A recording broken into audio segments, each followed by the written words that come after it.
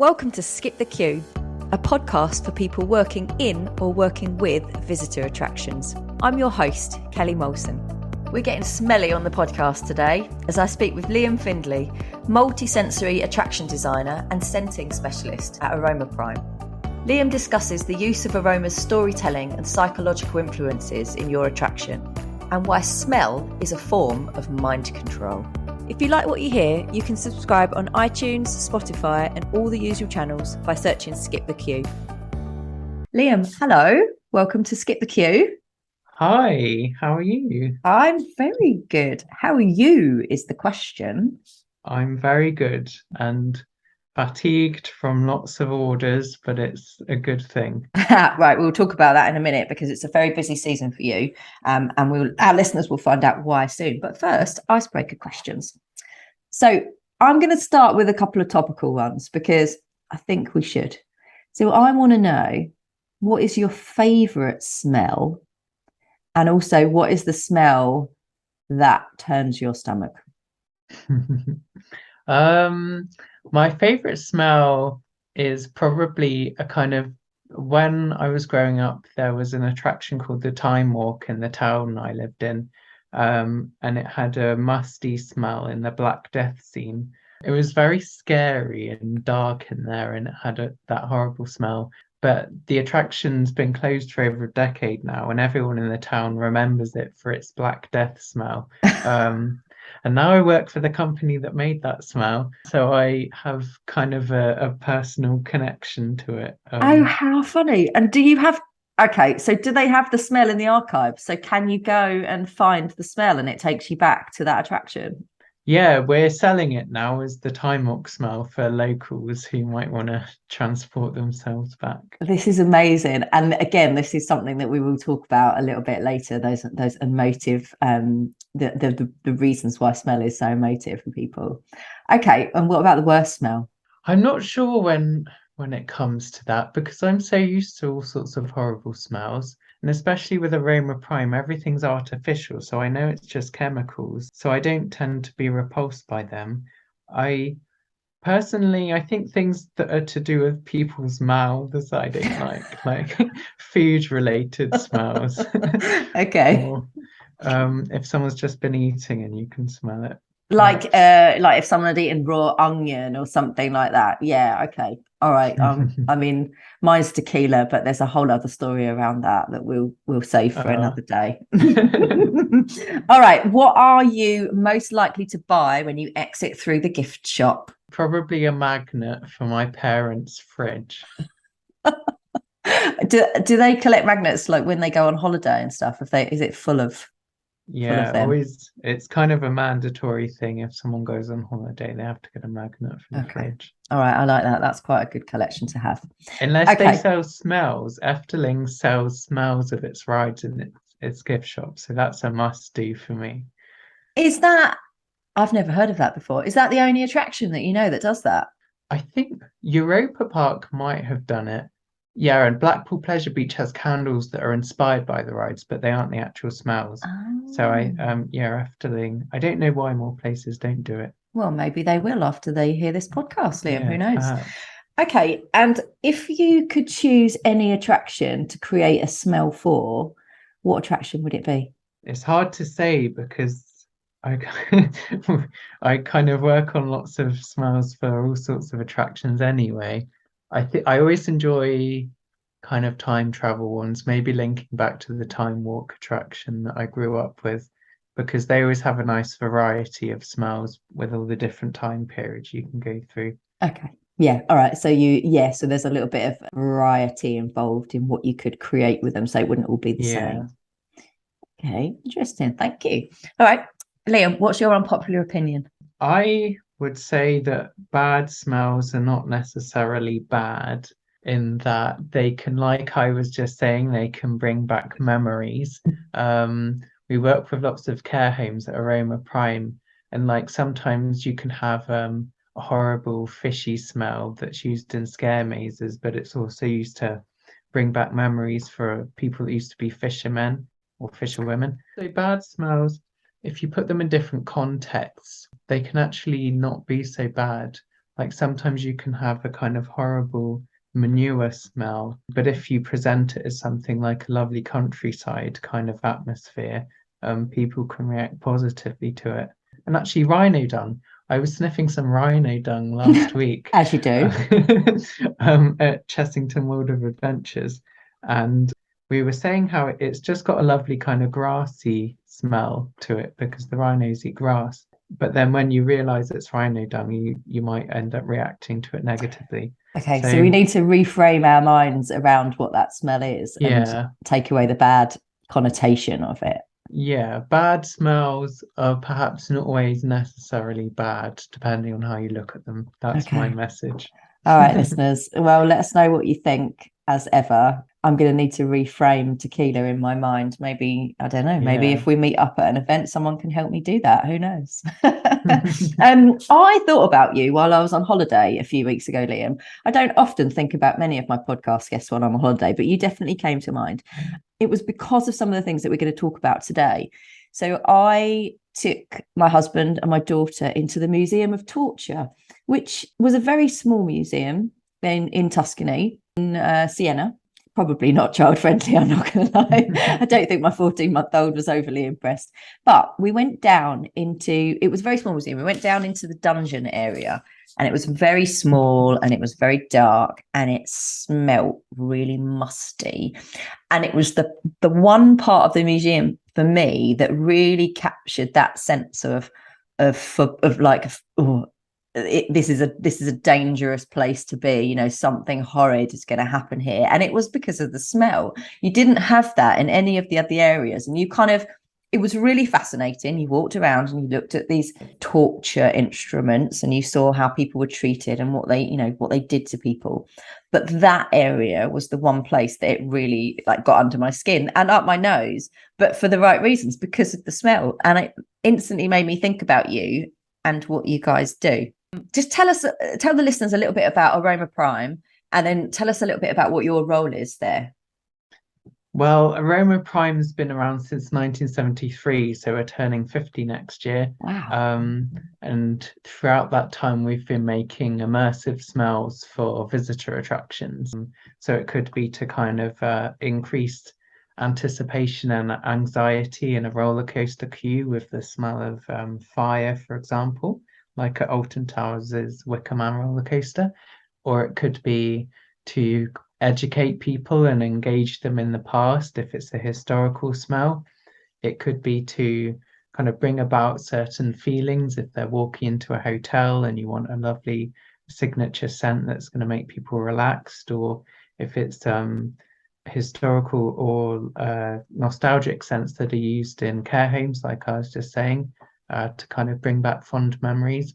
So there's kind of lots of ways you can use smells to trick the mind, and change how people feel, maybe feeling anxious in the torture museum. And my job is to advise attractions on how to implement these smells and which smells might work best and kind of lead to the best results in their attractions. So whether they want to make people feel a certain way or if they want to tell a certain story and kind of use smells to change how the story is being told as it develops. So it's very exciting, always It lots of different projects. it is, and I'm really intrigued about how you came to be in this role. So you see, your bio says that you advise on Aroma's storytelling influences, psychological influences, and thematic influences, as well as practical ways to utilize aroma in different environments. All of this is really, really fascinating. But what did you study, and how did you get to be this person that advises on all of these things? Well, I actually did an animation degree, and then I worked in the animation industry for a while, and that from that I kind of learned lots of design skills and storytelling skills, and I ended up putting that into work at an escape room where I designed escape rooms. So there was kind of sound design and visual design and telling stories again. And then I ended up working freelance designing experiences and museum interpretation for attractions like castles and more escape rooms and a ghost train on one occasion.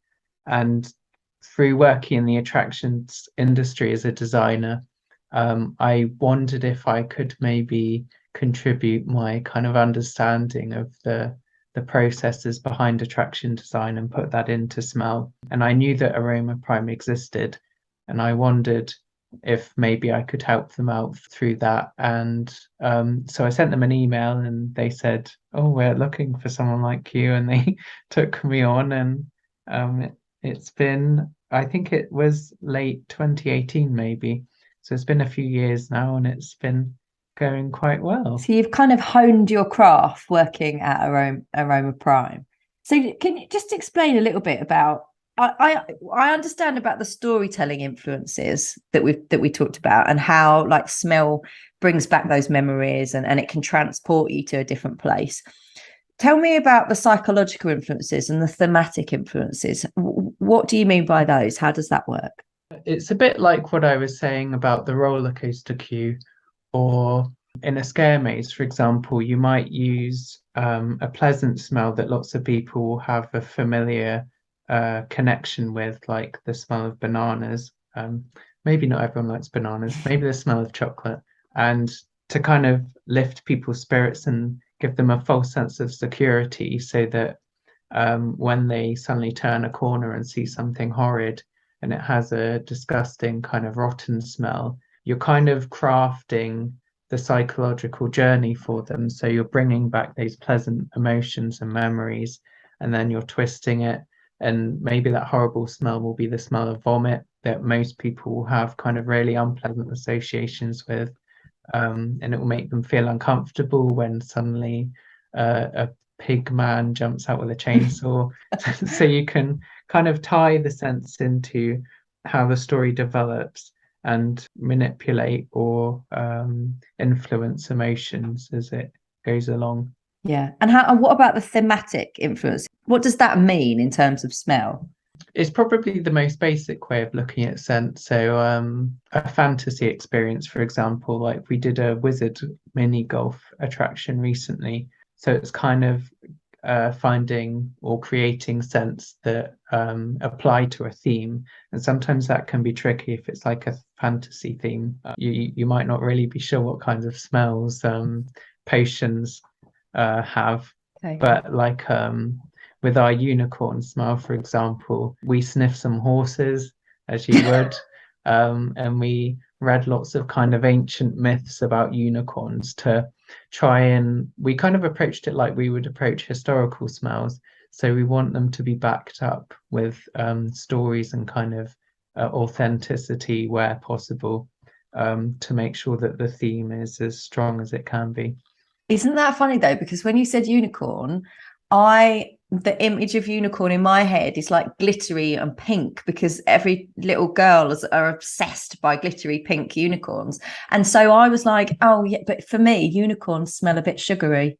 That's that like sweet, like a sweet sugary smell they smell like.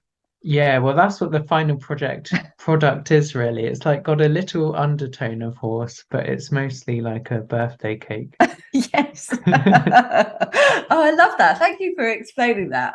That's put me right. Yeah, it's really weird how you can imagine, you see what something looks like and you instantly imagine what it smells like, even though I have no clue what a unicorn smells like, obviously. Yeah. I guess it's the same feeling, the one that you spoke about in terms of like making people feel comfortable and then shocking them is I can remember reading something years ago about if you're selling your house, have some freshly baked bread just come out of the oven, because that is a smell that everyone finds quite comforting and quite homely. And so then, you know, if you smell that while you're in a new home, you think, oh yeah, I could see myself living here. This is a cozy place to be, isn't it? So it's that kind of sense that you're trying to get build in people.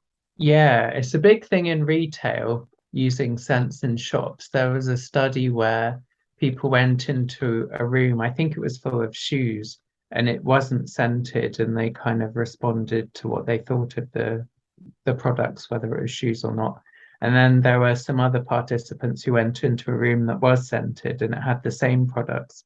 And the people in the scented room valued the products as being more expensive, or they guessed that they would be more expensive. because they saw them as a higher quality because the room was scented, even though they didn't realize it was the scent that was, because they could making them smell think like that. the leather and the right. Okay, gosh, that's interesting, isn't it? How it Yeah, can so affect how you perceive something as well.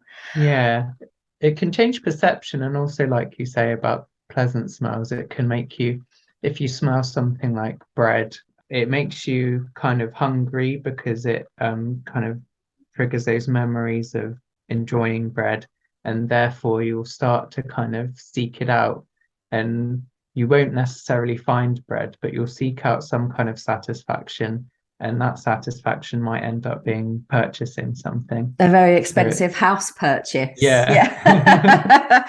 How do you create smells? Because I watched one of the interviews that you did. I think it was for the BBC, which will link to in the show notes. It's really interesting. But I think one of them said that your recipes, some of them are based on 30-year-old recipes, these smells. So how do you even start to create the smells? Well, yeah, well, like I was saying, we're turning 50 next year, so it was actually slightly inaccurate in the BBC Ah, video. It was sorry, kids. yeah. Got it wrong. Well, that was my fault. I told them the wrong date. So I only actually, there's not much, there are not many records about the company history. I only a while ago realized or found a document that said when it was founded. We'll let So you it's off, always been a Liam. bit of a mystery. But yeah, we over that time we've accumulated over 400 aromas. So we've kind of got a big stock of anything anyone could imagine, just about. And if they want something that's a bit more specific, sometimes we might combine our existing scents. So it might be a bit of grass with a bit of rotten eggs for some kind of roll dal soup, for example. And then if we are making something from scratch, it will be a case of finding the chemicals that kind of have certain qualities. Like you might have a chemical that is generally used in rose products because it has a rose smell. Right. And then you can kind of combine it with others, and often we'll have references like maybe rhino dung. We've been sent otter poo and jaguar urine before to get that right. In the post. Just gonna go Yeah, get the post today. I wonder what could be in it. That's a surprise. yeah. So sometimes we'll be kind of mixing things and sniffing, and then we'll also send lots of samples to the clients so they can say if it's accurate or not, and it works that way. That's brilliant, isn't it? Funny to understand what might turn up in your letterbox each day. Yeah. So when you work with an attraction, Halloween is a very obvious market for you, right? You know, there's lots of scare things that are happening, and they are very like smell related. But how do you work with an attraction? Like what's that process of them calling you in and going, look, we've got this thing that we're doing. How can you work with us? Like what do you do? It kind of varies on what their end goal is. Sometimes, regardless of what the kind of function of the attraction is, sometimes it will just be a case of them telling us how large the space is, and then we'll advise on the kind of machine that they'll need because we do machines as well, and the themes as well. And then we'll suggest some scents, and then they put them in the machines, and it can be quite a quick process sometimes.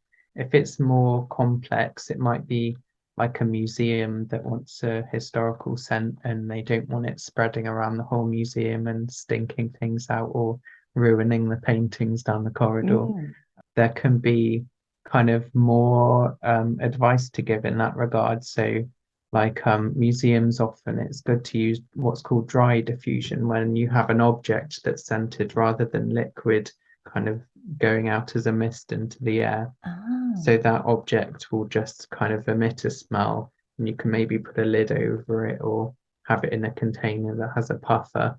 So yeah, I would often ask what like the end goal is, and then kind of make some suggestions from there. Yeah, because I hadn't thought about, if it's a museum, there's artifacts and those things could be damaged by certain smells as well. So I guess you have to be quite consultative in your approach about what you offer to them individually. Yeah, it's another case Or another issue can be around whether people want to smell things or not. Like if they go to a scare maze, they'll probably expect to be repulsed. But if you go into a museum, I suppose it's because people aren't really used to it. They're not always prepared to sniff things. So it can be good to like have flaps so people can choose whether they're going to smell things or not. Or maybe some places will put up little warnings, like if it's kind of a profound World War trench set that they can walk into and there's going to be a horrible smell of bodies and things. Sometimes there might be a warning because it almost equates to having gory images. Like in museums, you'll have warnings that there'll be gory images here. Yeah, and I guess if we like talking about what we were saying earlier about the those emotive, it can take you right back to a place. I guess that could be quite frightening for some people as well if they don't want to be taken back to those places, for example. Yeah, and people can, because smells are kind of flexible, and what a horrible smell relating to war could also be a horrible smell relating to some other unpleasant personal memory. So yeah, sometimes you have to kind of think about how the smells are going to be presented in a way that's going to work for the visitors. Okay. Thorpe Park, the Dungeons, and Warwick Castle all have promotional scent ranges. This is something that you helped them develop, isn't it? And I think this was during the pandemic. Am I right? So can you tell us about this? How did this happen? Well, it was a tricky time because all the parks were closed. So the parks were wondering what to do while they were closed. And the parks were our customers as well. So we couldn't sell to them. So everyone was kind of out of action at that point. So we were kind of thinking of ways that we could engage people in our products for the parks and for us. So I can't remember who, I think it was Thorpe Park we approached first. And we just suggested that we could kind of release some of their smells that they used in their scare mazes. And eventually it was Warwick Castle and the smells they use in their Kingmaker experience and the dungeons and their smells to make them available like branded under the scenes that they appear in those attractions. So people could buy like the blacksmith smell at the Warwick Castle Kingmaker experience. And that was a nice way to kind of take people back to the attractions while they weren't able to visit. And it helped AromaPrime as well because we were kind of profiting from the customers of our customers in a way that everyone was kind of happy with because it was promoting the parks and the customers were happy because they were being taken back to the parks. There was one girl or one customer who contacted me and was thanking me for the opportunity to buy the smell of the Tomb Blaster ride at Chessington World of Adventures because her sister had autism and she was really struggling with the lockdown, and being able to transport herself back to the ride through the smell during lockdown kind of brought her lots of comfort. So it turned out to be a kind of lovely and beneficial project for everyone, a nice way of adapting to the scenario. That is so wonderful, isn't it? Like being able to be, by the power of smell, being able to be in your favorite place without, being able to leave your house. That's incredible. What an amazing thing to have been able to do. Yeah, and fans really enjoy it. Like the Wicker Man wood smoke smell from Alton Towers is really popular, and we get people that like diffuse it in their living room and like make all the lights red and they play the music and send us photos and it's That's taking quite true fun. fan to like a whole nother level, isn't it? Recreating the Yeah. smell of your favorite attraction in your living room. Wow. Okay, that's great. But there's other ways of using smells as well, isn't it? And I think this is something that you've been talking about quite a lot on LinkedIn that I was really interested in. So you've developed a smell tour of Amsterdam has been developed, and you've been part of this, haven't you? So this isn't just about attractions, this is about tourism as well. Tell us about this. I don't fully understand what it is and how you've developed it. Well, this was run by Europa, who I've been collaborating with a lot. And Europa is like a kind of global group of academics who are working to improve the ways that scents are used to tell historical stories and how they're used in museums. And one of their projects was the smell tour of Amsterdam, and this was done through a scratch and sniff card. So my job was to illustrate the card, and it was a map of Amsterdam. So you could kind of follow a route and go to like an apothecary that had a certain ingredient to its perfume that it once used, or you could go down to the canals and smell what the canals used to smell like hundreds of years ago, and kind of scratch as you went around. And they developed an app as well, so you could kind of track where you were going. And that was a really nice way to kind of engage people in history, and they were able to access the stories themselves. Like they weren't just going through a museum and reading stuff, they were like properly exploring and sniffing and taking it all in. And it was a really exciting way. It was throughout the month of September, and the cards were available at Amsterdam Museum. And it was an exciting way to kind of get people enjoying and almost living the past, because they were going through the real places where all this stuff happened. That's such a brilliant idea. So yeah, it's completely immersive, isn't it? You're in the area, you're doing a walking tour, so you can see the places that are being described to you, and then you can smell what they smelt like 100 years ago.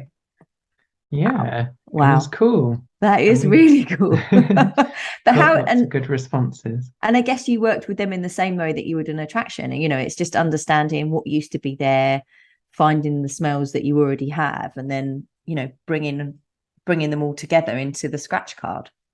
Yeah, in this case, Europa already had the smells because they've been like working on lots of different historical smells themselves. Like they developed the smell of hell, I think based on a kind of 1700s painting. Maybe it was another century. But what does hell smell like? Can you describe it to us? From what I understand, it's mostly fire and bodies burning hot stuff. Okay. But they one of the members of Age Europa had worked on an exhibition in The Hague, where people could go around a gallery and they had paintings and like smell puffers, like foot pumps, so they could pump it and a smell would come out, and that would be the smell of the painting or of a something that was in the painting. And it was a nice way to kind of engage them with the contents of the painting, kind of look a bit harder and think about what's making that smell and why did it smell that way. So Odorapa already had kind of lots of interesting smells that they could incorporate into this. It's brilliant. I would absolutely go on a scratch and sniff tour of anywhere. Yeah, well, it's a nice model because you can kind of apply it to any city, or even, I don't know, like an ancient school or a hospital or all sorts of places. And if you think, it has, I guess there's just so many advantages to it as well for people that can't see the places that they're in, but can still feel that emotive connection to them by being able to smell what those places smell like. Yeah, smells very good in terms of accessibility, because even if you're like on a theme park ride and you're going along in a boat and maybe there are cannons going off, if you can't see the cannons or you can't hear the cannon sound effects, if you smell it, it kind of means that you're not missing out on the story. Yeah, it's brilliant. I hope they do more of those. I'd be up for that. Yeah. There's a quote that I read from you that said, "Smell is a form of mind control," which it really resonated with me, especially because some of the things that we've been talking about.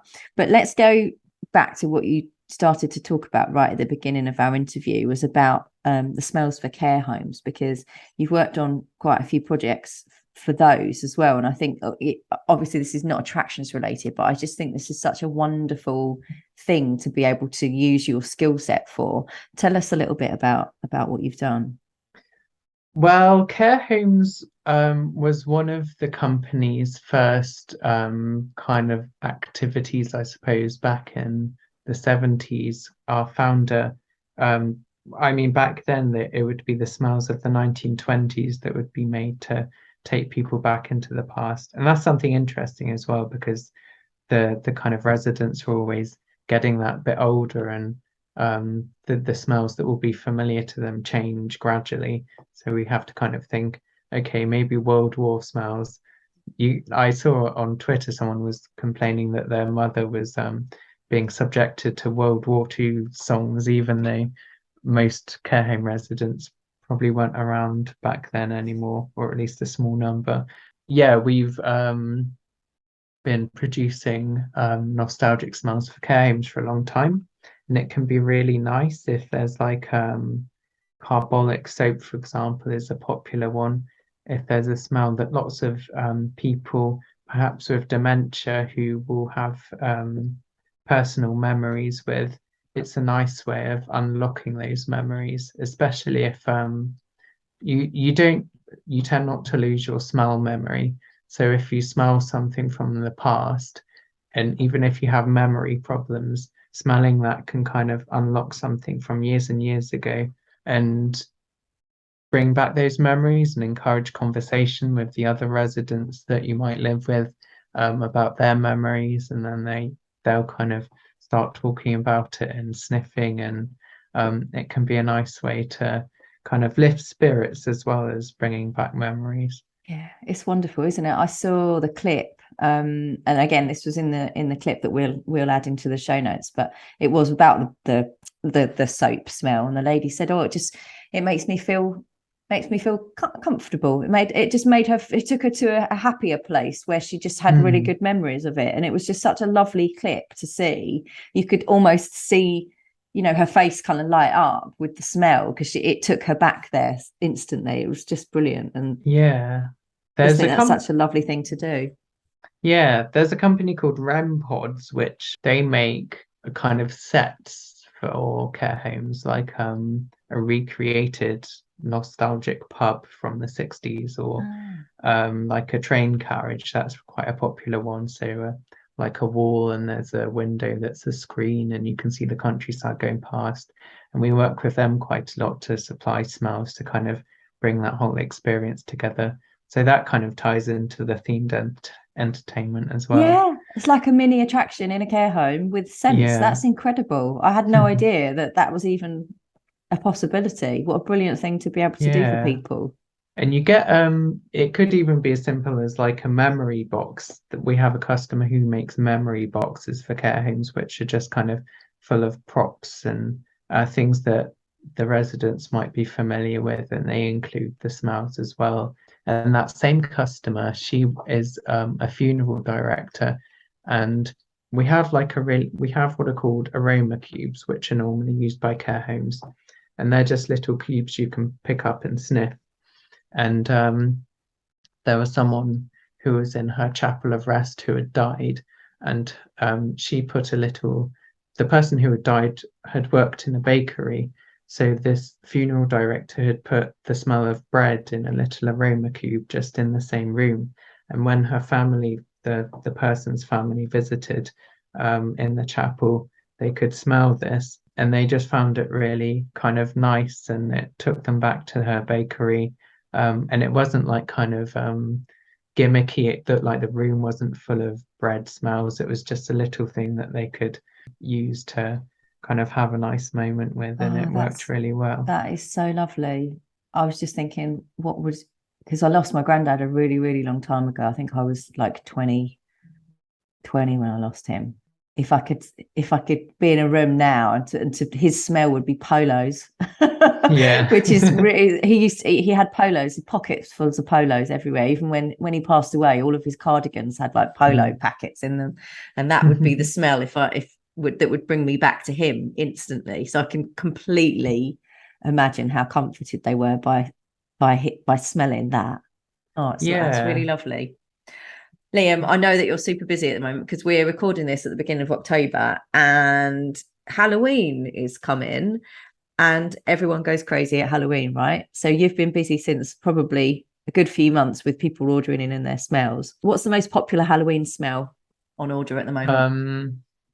I'd say the familiar one's the most popular, because people who want smells that are going to affect the largest range of people. So it will be things like vomit and poo and Rotting flesh is actually popular, and I suppose not many people would be familiar with that. It's not a statement you hear very often, Liam. Yeah. Rotting flesh is very popular.